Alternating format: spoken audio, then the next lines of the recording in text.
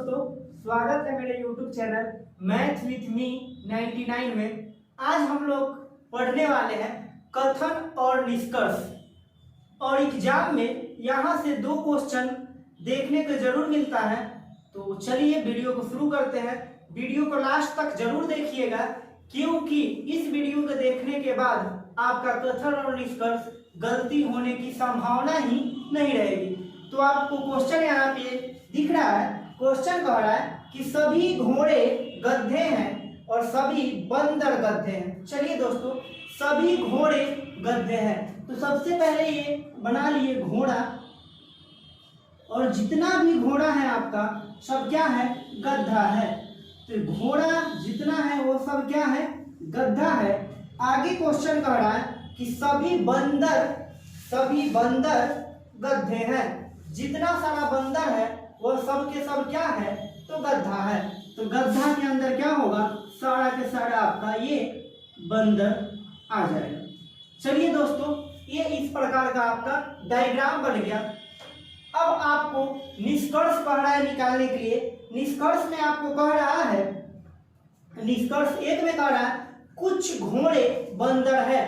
घोड़ा का कुछ हिस्सा बंदर में है क्या? नहीं है। तो 1 नंबर तो गलत हो जाएगा।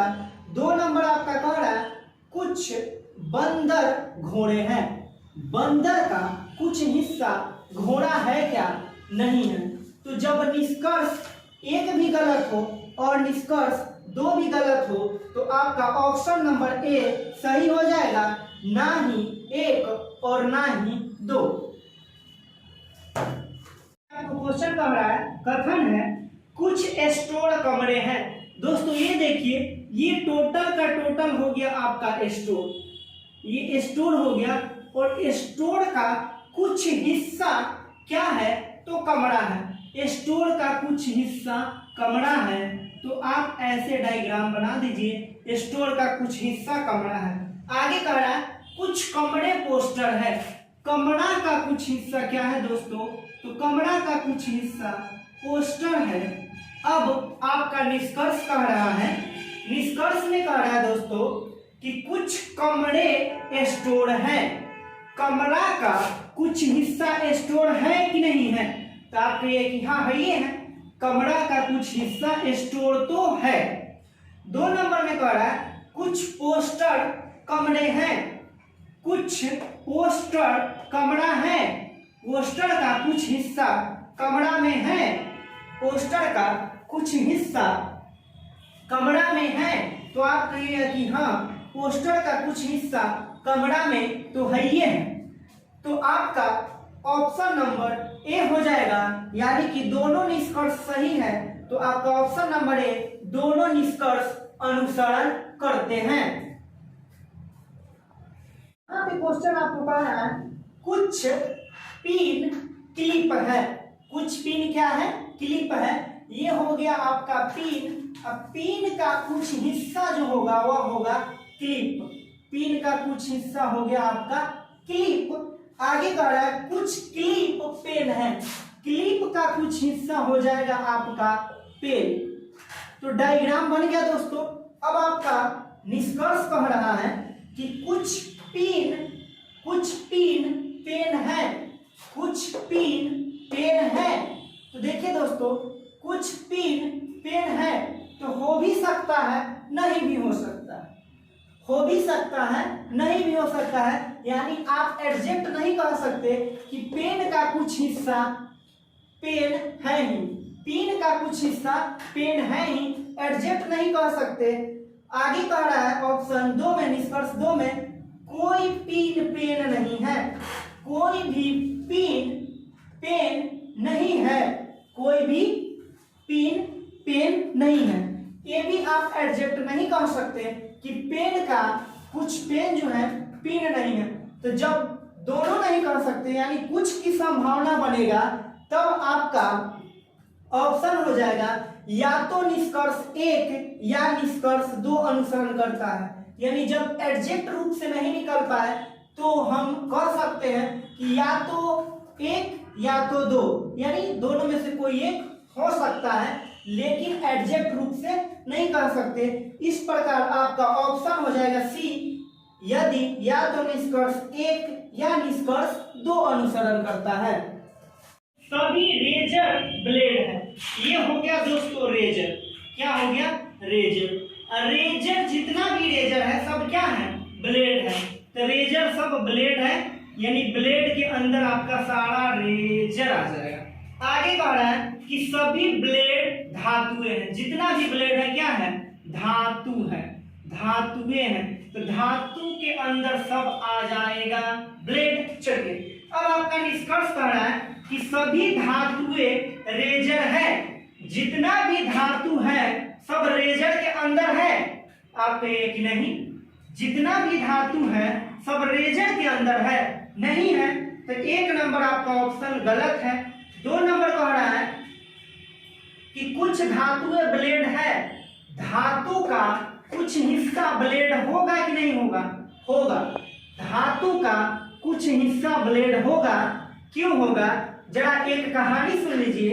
अगर हम कहेंगे कि हम दो भाई हैं और हम दोनों भाई तेज हैं, तो ऐसा संभव है क्या? हाँ, हम दोनों भाई में से कोई एक भाई तेज तो हो सकता है, लेकिन दोनों को दोनों की तेज होने की संभावना नहीं बनती है। तो धातु का कुछ हिस्सा ब्लेड हो सकता है, धातु का कुछ हिस्सा ब्लेड हो सकता है। इस प्रकार आपका निष्कर्ष दो अनुसरण करता है और ऑप्शन नंबर बी आपका हो जाएगा आंसर, केवल निष्कर्ष दो अनुसरण करता है। अब ये क्वेश्चन आपको कह रहा है कि सभी टोपियां पुस्तकें हैं। पहले क्या है? टोपी है, जितना भी टोपी है ना सभी टोपियां आपके पुस्तकें हैं। टोपी सब जो है सब पुस्तक के अंदर होगा, सभी टोपियां पुस्तकें हैं। आगे कह रहा है कि सभी पुस्तकें कलमें हैं, सब पुस्तक सब क्या है? कलम है। तो जितना भी पुस्तक होगा सब कलम के अंदर आएगा। चलिए दोस्तों, डायग्राम आपका बन गया है। अब निष्कर्ष कह रहा है कि सभी कलम टोपियां हैं, जितना भी कलम है सब के सब टोपी है क्या? जितना भी कलम है सब के सब टोपी है क्या? कलम जितना है सब टोपी है, टोपी के अंदर में कलम है? नहीं है।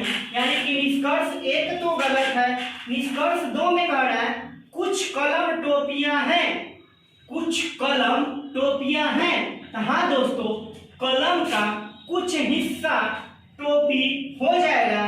इस प्रकार आपका ऑप्शन नंबर डी केवल निष्कर्ष दो अनुसरण करता है, सही हो जाएगा। चलिए दोस्तों, यहाँ पे क्वेश्चन कर रहा है कि सभी उल्लू घोड़े हैं। ये हो गया आपका उल्लू, और उल्लू का हिस्सा कितना हो जाएगा? घोड़ा हो जाएगा। उल्लू जितना भी है सब क्या है? घोड़ा है। और कुछ घोड़ा क्या है दोस्तों? खरगोश है। घोड़ा का कुछ हिस्सा आपका खरगोश है। चलिए, ये आपका यहाँ डायग्राम क्लियर हो गया। अब आपका निष्कर्ष पे आते हैं। निष्कर्ष का कुछ उल्लू खरगोश है, उल्लू का कुछ हिस्सा खरगोश है, उल्लू का कुछ हिस्सा खरगोश है।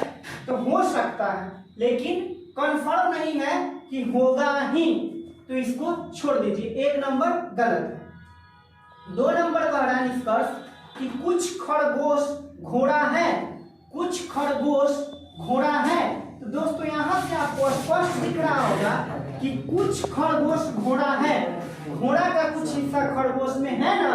तो इस प्रकार आपका ऑप्शन नंबर सी हो जाएगा, केवल निष्कर्ष दो अनुसरण करते हैं।